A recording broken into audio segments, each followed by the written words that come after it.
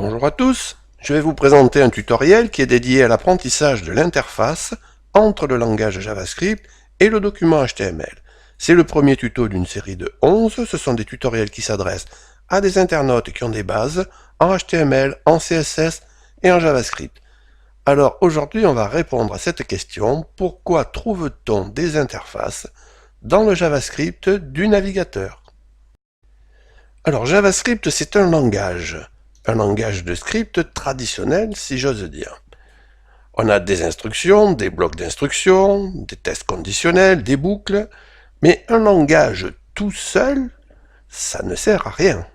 Un langage évolue dans un environnement, ici votre navigateur, et aussi d'autres serveurs, et le programmeur se sert de ce langage pour gérer cet environnement, et pour cela, il doit pouvoir communiquer avec lui. Et c'est les interfaces qui vont lui donner cette possibilité.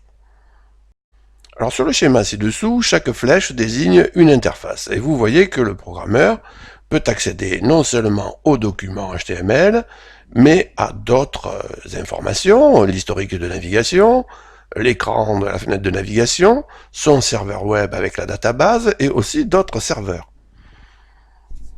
Alors c'est important de remarquer aussi que si l'internaute produit des clics, notamment sur l'interface avec le document, eh bien le JavaScript va en être informé. En d'autres termes, les interfaces sont bidirectionnelles le plus souvent. Donc maintenant on va regarder comment fabrique-t-on une interface entre JavaScript et son environnement. Alors, les interfaces embarquées dans les navigateurs sont intégrées au langage JavaScript, on l'a vu. Ces interfaces sont construites par les concepteurs des navigateurs et elles sont construites avec des objets. Donc, dans votre code de JavaScript, vous avez des instructions qui appartiennent au langage et qui sont documentées dans une certaine doc, et d'autres instructions qui appartiennent aux interfaces et qui peuvent être documentées ailleurs. Alors, vous avez un exemple ici d'une arborescence des instances des objets JavaScript. Alors certaines d'entre elles, c'est le cas des enfants directs de l'objet Windows, seront toujours présentes.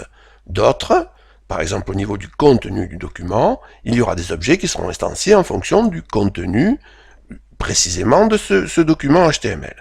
Alors l'interface que nous utiliserons le plus, c'est bien entendu l'interface avec le document. Alors on l'appelle le DOM, ça vient de Document Object Model, c'est une interface qui est normalisée par le W3C, le World Wide Web Consortium. Une autre interface très utilisée, c'est celle avec le serveur et la base de données. Donc c'est une interface que l'on appelle l'interface Ajax. Au départ, il y avait, comme pour le DOM, plusieurs versions. Pendant longtemps, c'est d'ailleurs jQuery qui a géré le problème. Aujourd'hui, c'est un problème réglé et c'est une interface qui est parfaitement intégrée et prise en charge par tous les navigateurs courants du marché. Alors ce tutoriel est terminé, je vous remercie de m'avoir écouté. Dans le prochain tutoriel, on fera une présentation sur l'interface avec le document. Si vous voulez être prévenu lors d'une mise en ligne d'une nouvelle vidéo, abonnez-vous et surtout pensez à activer les notifications. Si dans ce tutoriel vous avez appris quelque chose, un petit like est toujours le bienvenu. Je vous remercie par avance et je vous dis à bientôt.